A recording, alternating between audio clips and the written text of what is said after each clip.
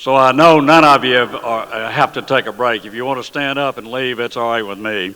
I will tell you that I told the Board of Governors yesterday that insurance touches every bit of your life. From before someone's born until they die, you're going to be involved in insurance, prenatal care, burial insurance, and everything in between. So we're there. General Collins, what you talked about on infrastructure, you can't have infrastructure or construction companies if they don't have surety bonds. So we're right in that mix with everything. We can't do anything today on claims without technology, Haley. You understand when you're sending a drone out to look at some of the catastrophic events, you've got to have technology. But my message to you is going to be very quick. One, many of you have heard in the press that we have problems maybe of raising dollars to keep rates low on the Gulf Coast after Katrina. House Bill 1500 was shepherded through the legislature in 2007 with the help of Senator Dean Kirby. I know he's in the room here, and Haley Barber. And that bill specifically said that rates on the coast would be held not to an artificial level, would be held to a level where you could have economic development on the Gulf Coast. There's a lot of funds that go to that particular bill to keep rates low. They're called non-admitted fees. They're fees that are collected from surplus lines companies, $18 million a year to be specific. There was a move by the legislature to take those fees away from the wind pool. I was able to cut a deal. I think I'm legal. I hope I am. It's a quid pro quo. I'm telling you that up front with the lieutenant governor to keep $8 million in the fees in the wind pool to keep rates level, and I gave him a commitment and a written letter that fees would not go up in the wind pool during the year 2022. Why is that important? Y'all ought to clap for that. My God, that's a big deal for us. Why is it important? Well, you're looking at the NFIP rates going up about 18%, and then you look at what you're trying to do to keep rates fair and equitable on the coast for the people that live there. It's a big deal for us. I'm going to quit talking about that and talk about the other things that's extremely important to you. Talking about keeping people in the state of Mississippi, scholarships and all the other programs. I took a lot of heat on some campaign contributions that had nothing to do with Medicaid, but the guy that gave them to me used to work for me. He was the CEO of the company. And I said, Aaron, you know what I'm going to do? And he said, do it. He said, we don't want the money back. We gave $100,000 to Ole Miss and Mississippi State for their insurance programs and for scholarships. And the folks, that's big. That's a tenth of what you're giving us, right? You ought to up your take anyway, Alan. It's important that we have young people that stay in our business. The Rural Fire Truck Program provides low rates for folks that live out in the counties and the cities of this great state of ours. I told the Board of Governors yesterday that every time you have a rural fire truck, if you live in a rural area, your insurance rates stay low, one, and number two, you have the ability to save somebody's life. If you live in the city of Jackson, you have a $100,000 house, you're going to pay about $600 a year for your insurance. You move out of the city of Jackson into the county, and your rates are going to go to a Class 8, and they're going to go up to $1,200. And if you move way out into the county where there's no rural fire trucks or volunteer efforts, your rates are going to go to $2,400. We can quantify of the $54 million we put into the program of rural fire trucks since 1995, the state of Mississippi's taxpayers have enjoyed over $1.8 billion in savings on insurance premiums in this state. Nobody, no tax cut, nothing can compare to that many dollars being put back into the pockets of the taxpayers and protecting lives at the same time. It's extremely important, not a lot of dollars involved, but it's extremely important that we keep programs like this funded.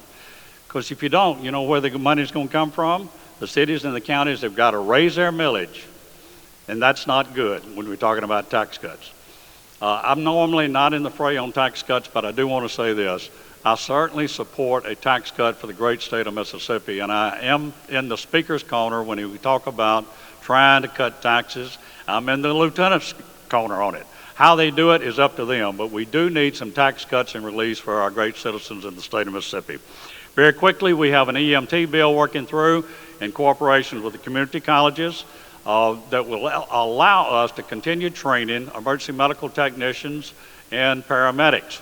We train a lot at the State Fire Academy and in cooperation with the community college programs in the University of Mississippi Medical Center. Why is that important? Because today, if you are an emergency medical technician or an EMR or a paramedic, you cannot be on a fire truck in practice because the law doesn't allow it. So we got a bill working through to allow people to at least get on a fire truck. If you want to volunteer as an EMT and live out in the county, you can practice being a paramedic. Today you can't do that. So that's a big bill for us. That's health care. And you got problems in the Delta with the health care, that brings up telemedicine. We issued a bulletin in March of 2020 saying to the insurance companies, we're going to have telemedicine. We don't tell you how much you have to pay for service on telemedicine, but you got to have parity in service. That's extremely important when people could not go to the doctor because of COVID-19. It's important when you have mental health issues and people need to have counseling. You can do that by the phone. You would think it would be a no-brainer to pass a bill like that to allow telemedicine in the state after COVID-19. I'm still working on it. I said a lot of prayers last night after I talked to the Board of Governors, but basically to say, Lord, help us do the right thing, what we're trying to do. We need to pass bills that will allow us to address infrastructure growth, education, and health care in this great state. People are not coming to our state if they don't have health care or access to health care. I see my friend Shane Speeds out in the audience out here, Chair or CEO of the Northeast Mississippi Community Medical Hospital. I applaud them for what they've done. They've been able to grow their communities in the northern part of the state through having a healthy health care system in that state.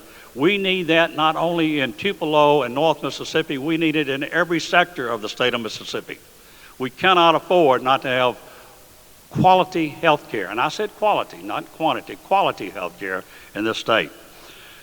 Looking down the road, some people ask me, well, what do you have to do with the price of eggs in China? I don't have a lot to do with the price of eggs in China, but I do have a lot to do with the surplus that insurance companies handle from the Russian-Ukrainian venture.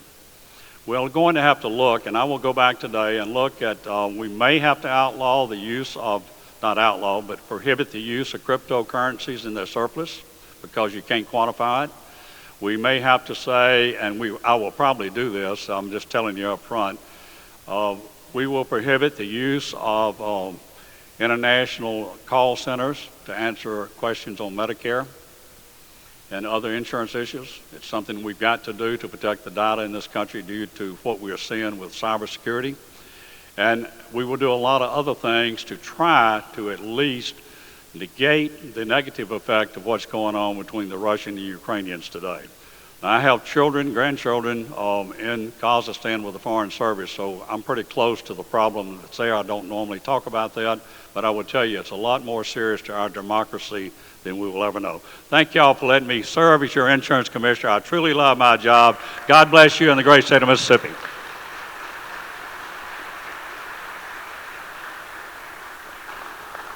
So y'all heard that, very important. So when it comes time to make campaign donations, don't forget, my office is very important. Hey, it's great to be with you this morning, and great to see so many friendly faces that I've worked with over the years in the legislature, now at the Secretary of State's office. And I want you to understand how important it is for me to have your friendships. We do good things at the Secretary of State's office, but we do them because we have a strong team. It's about the folks who are around me, the folks who challenge me.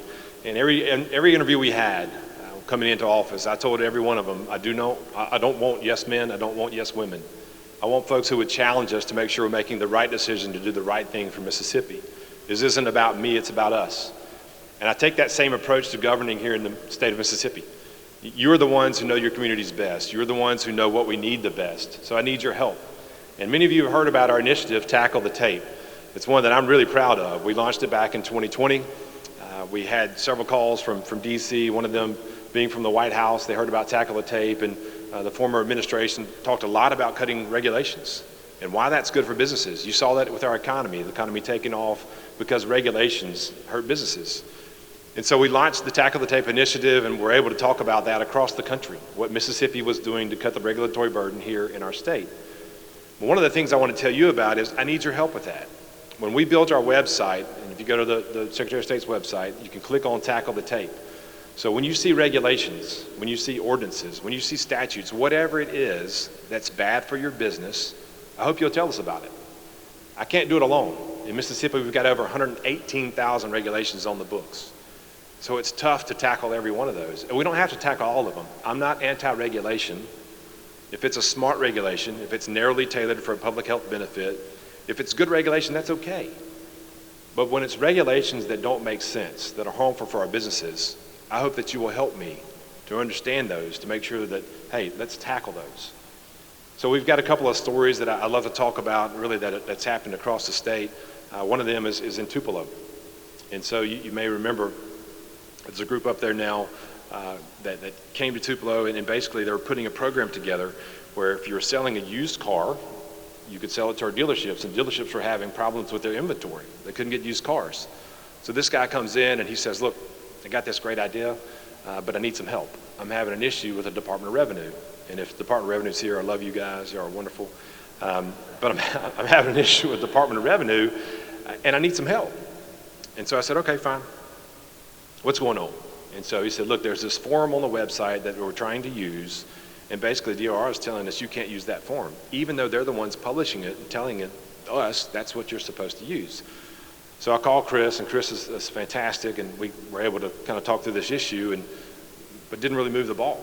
And so Andrew calls me back, he's the CEO of this company. He said, listen, I'm in Birmingham, I'm in Nashville, and I'm in Tupelo, Mississippi. We're a young tech firm because basically it's all on the internet. And if I want to locate my headquarters, and I really want to be in Tupelo, but if I can't get help with the Department of Revenue, I'm going. I'm going to Birmingham or I'm going to Nashville. So I called Chris back and I said, listen, here's the deal. I need your help. How do we get to the bottom of this? Is this a state regulation? Is this something that you are doing internally? What's going on with this? And he said, I think it's a federal issue. And I said, well, look, I'm an attorney, and we like to read documents. Sorry, I'm an attorney, but I am. We like to read documents, and as I understand it, Tennessee and Alabama, where he is operating, uses the same form. So it's not a federal issue, because last I checked, they're in the same country as we are. And if it operates there and it works there, it should work here too. So what's the deal? How do we get to the bottom of this? This was a 7-month process.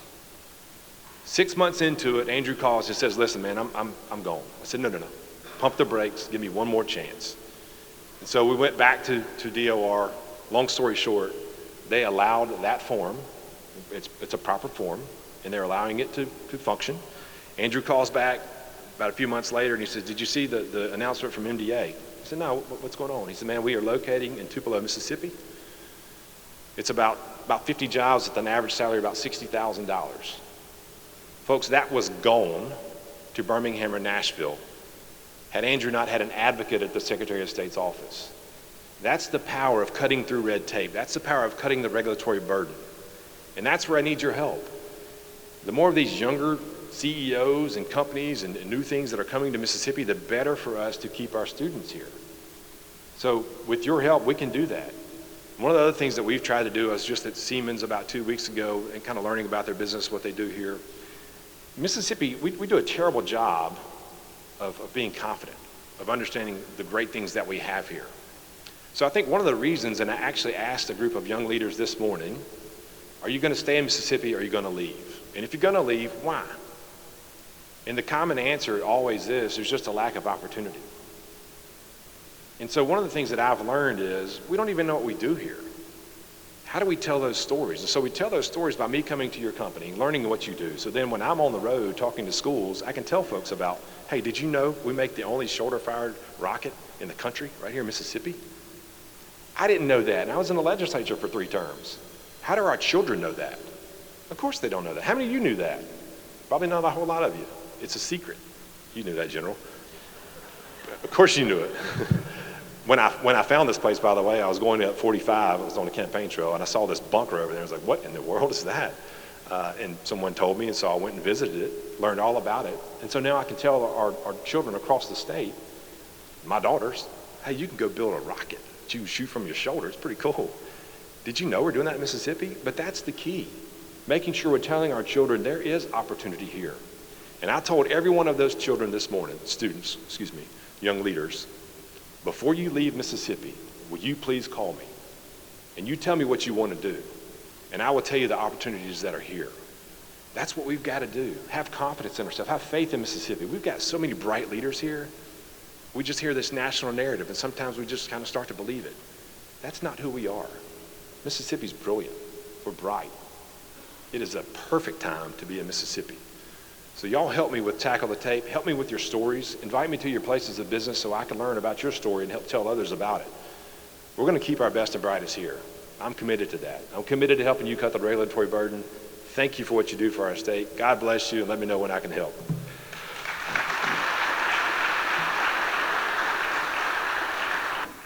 Well, I guess it's still morning. Good morning. First, I want to thank MEC for letting me be here, and I want to thank all the members, of course, for the fact of being the backbone of this state. And we appreciate each and every one of you, and we appreciate your input in the Senate. You know, last night I was thinking, what am I going to say to these folks? That was after the ball game was over, and it was kind of late.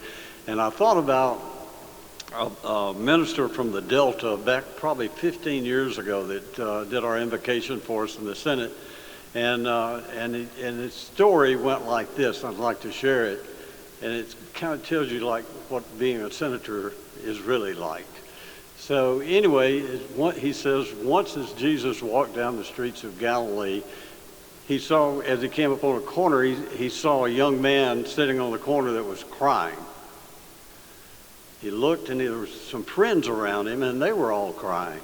So he walked up behind the young man, put his hand on his shoulder, says, "What's the matter, my son?" And so the guy says, "Lord, I don't know how to tell you this, but it's awful." He says, "I'm blind. I've been blind all my life. I can't enjoy my friends." And Jesus looked at the friends, and they were all crying. And he says, "Lord, if you can do anything to give me my sight back." Well, Jesus then put both hands on him, and the young man opened his eyes and said, I can see, and started crying more. All the people around him started crying more, and they walked off together. Then Jesus walks another block, and he sees another young man that's crying, and he looks at him and says, "What's the matter, my son?" And Jesus looked at all of his friends around him. They were all crying, and he says, "Lord, I've been crippled all my life. I would love to be able to walk just one time."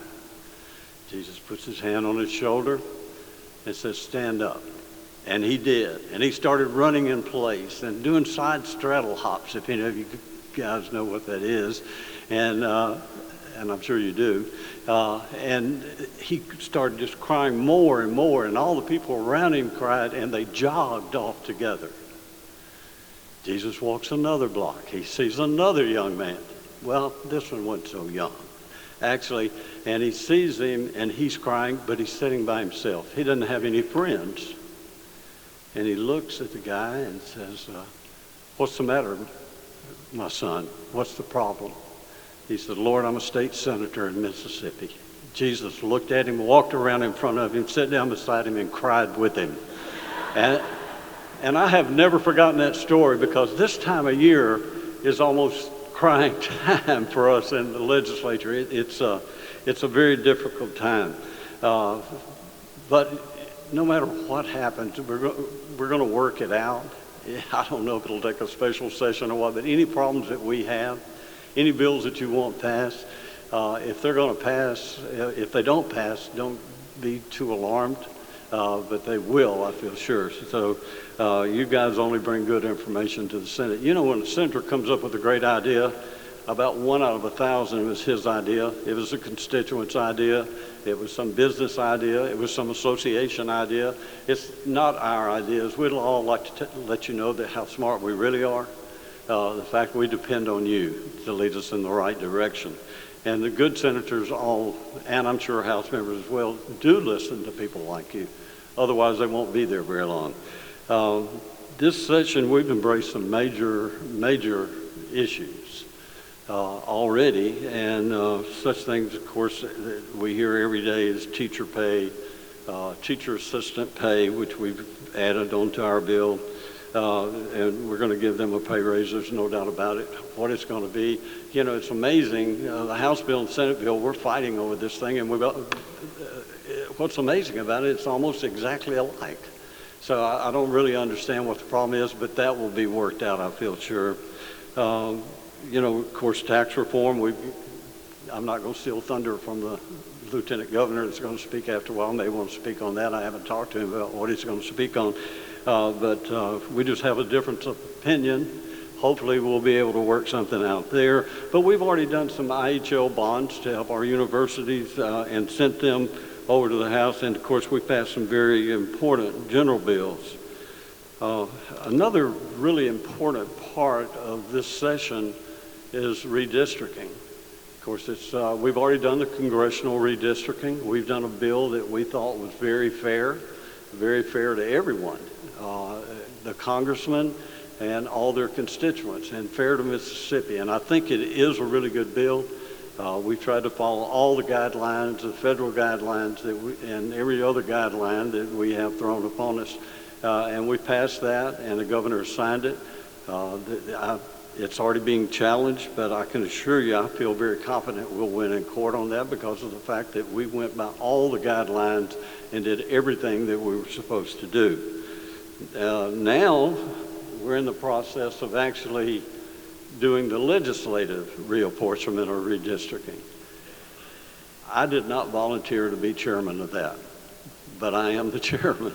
I was appointed to that by the Lieutenant Governor, which I someday will forgive him for. But it's an awesome responsibility. There's absolutely no way that you can make every senator happy with their new district, no matter how hard you try.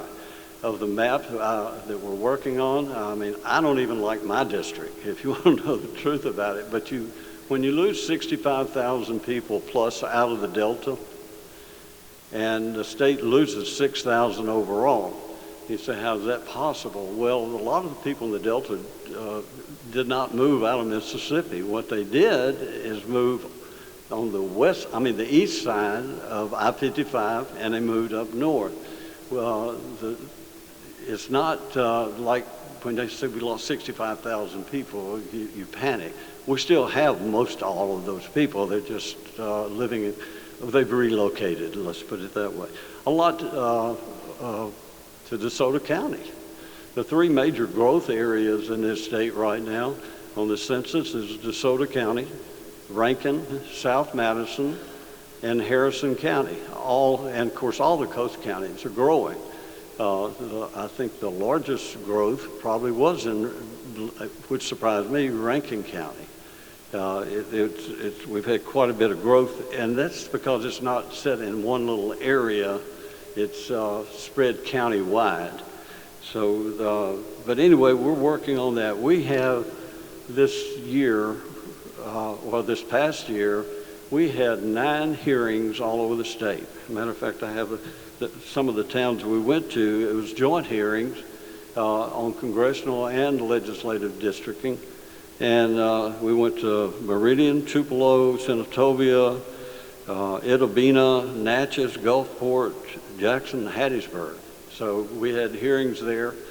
What surprised us all was the people that attended. I'd say 95% of the people that attended those meetings really didn't have a big interest in congressional or legislative redistricting. They wanted to know about aldermen's races. They felt like they weren't being treated properly there, and supervisor districts, which we told them we have nothing to do. But they still said, we want to talk about it anyway. We want you to know it. So we heard that quite a bit. Hopefully with you guys and all that you do, and ladies, that 10 years from now we won't be facing this, losing 65,000 people out of the Delta and a lot of other counties that are suffering, honestly, from loss of population. And that hopefully will change. I don't feel like you guys all came to hear me speak, so I'm going to cut it short. I want to tell you that I appreciate each and every one of you. I appreciate everything that you do, the Senate does, as well as the House. I do want to brag on someone. I want to brag on Jim Beckett and the House. Jim, we alternate every 10 years between the House and the Senate as who's the chairman. He's the chairman of the reapportionment, and I'm the vice chairman. And then he's chairman of the reapportionment for the House members, and I am for the Senate. Jim is a real gentleman. He's done a very, very good job. I'm very proud of him and the way he's conducted himself. And if I had to brag on anyone right now, the people that I've been working with, coming from a senator, it's a House member, and it's Jim Beckett. He's done a fantastic job, and I appreciate everything he's done. I'm going to stop now and get back and start presiding over the Senate. We've got Mississippi State baseball team there right now, as a matter of fact. So I got to get back there so the Lieutenant Governor can come and enlighten you on the thing. I don't want to steal his thunder. Thank you so much.